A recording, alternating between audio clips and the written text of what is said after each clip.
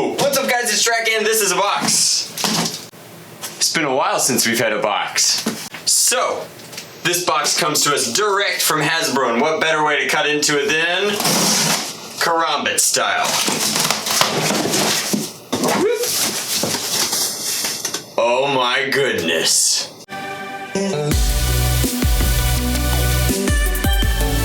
So, Vortex is back, and that's pretty much the theme of this video. So, I believe Vortex started in 2011, and it was all about shooting discs. There was a whole gear up line for it, which was orange and black. The original Vortex blasters look like this. This is actually the flagship of the original line. This is the Nitron. The Nitron was like the LMG. It was full auto. It was very cool. It had clip storage in the back.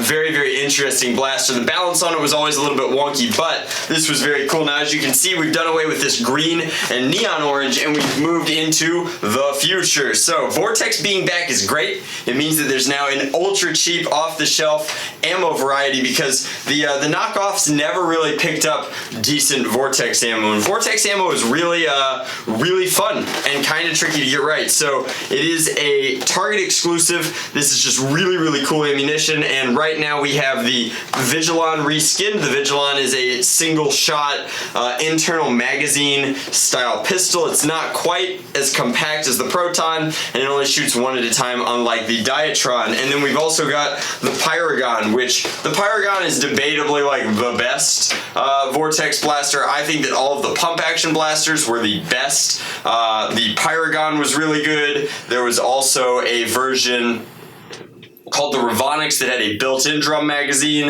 and then there was the Praxis, which is the version that did not have the super funky, awesome 40-round disc drum, and instead had stick magazines. I think that the stick magazines are more reliable, but 40 rounds of capacity and the fact that it ships with that is just as cool. And speaking of the old ammo, like, I'm thrilled to see this back. There's only one downside, and that is, I don't know if you guys can tell, but this came straight out of the storage unit. This was a lifetime supply of Vortex discs and magazines. We bet wrong, boys. We invested in the Vortex economy, and it just went. So, Vortex discs originally came in two flavors. They came in these little green UFOs, which I thought were great, and they came in the glow-in-the-dark Vortex rounds, which were even cooler. We played with these in a laser tag arena once in Savannah, and they were awesome. But the new ones are a light green exterior, which is that soft foam, with a new blue interior kind of rubber shell. Makes them very durable ammunition. They don't compress too terribly much, and they look distinctly different, which is neat. So I want to applaud Hasbro. They keep doing this thing where they match the twine to the blaster. It's cool, but the new repaints of these look great. So the Vigilon is fully ambidextrous. It opens on only one side. However, it has paddles on either side, and that's exactly how you load the discs in. Now, it's got a capacity of 5+1. We're just going to load these three in first. Throwing that up charges the magazine. This is kind of like a de-jam mechanism. It opens up the flipper inside. Now, these work on torsion springs. That is a retraction. There, it automatically goes forward. And then firing, they have like a reasonable amount of power. They're way less hard hitting than rival blasters, but the ammo is much floatier. They go a lot further. The ammo is just very different, very cool, and their accuracy and flight pattern is actually just remarkably predictable, and that's part of what makes it cool. So now we've primed that last shot. You can see internal magazine is empty. I do want to applaud Target. They've included 10 of the Vortex VTX discs, which is the new line. These are realistically original Vortex blasters. There's nothing different about them as far as their performance. I can tell you that right now, but they look different. They've gotten a hot new repaint, and the logo got a facelift, and the discs look a little bit different. Mostly, I'm just thrilled to see them back on the shelf because they were a very cool alternative to the rival rounds versus Nerf darts versus Megas.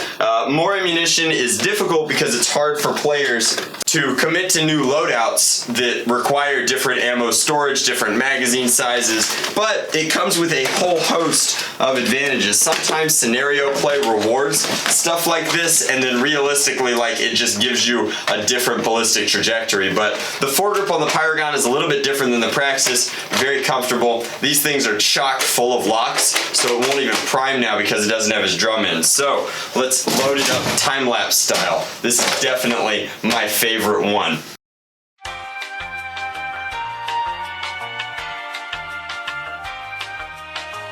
So you absolutely have to load 19 discs before advancing this from position 1 to position 2. It will unload automatically, but that's just a funky feature. Other than that, nothing to it but to do it.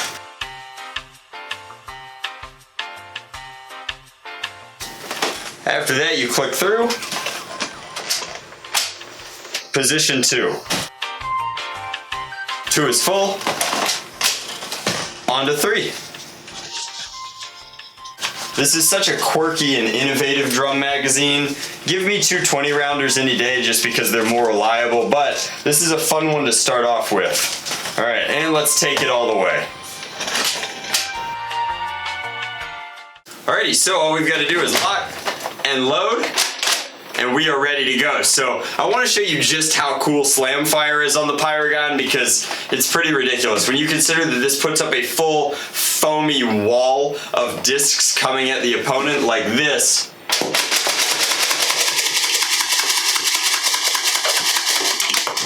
is pretty ridiculous. And that wasn't even all of the ammo. You could still do controlled shots. Now, it doesn't seem like a lot of power, but because of how the ammo legitimately creates like a small airfoil and floats down range, these get some serious ranges. When they came out, they were actually revolutionarily cool. Like, very, very neat blasters. Just thrilled to see them back. Huge thank you to Hasbro for sending them over. So the biggest questions that I have for you guys, my viewers, is what do I do with these kind of pre-release models of the Vortex VTX line?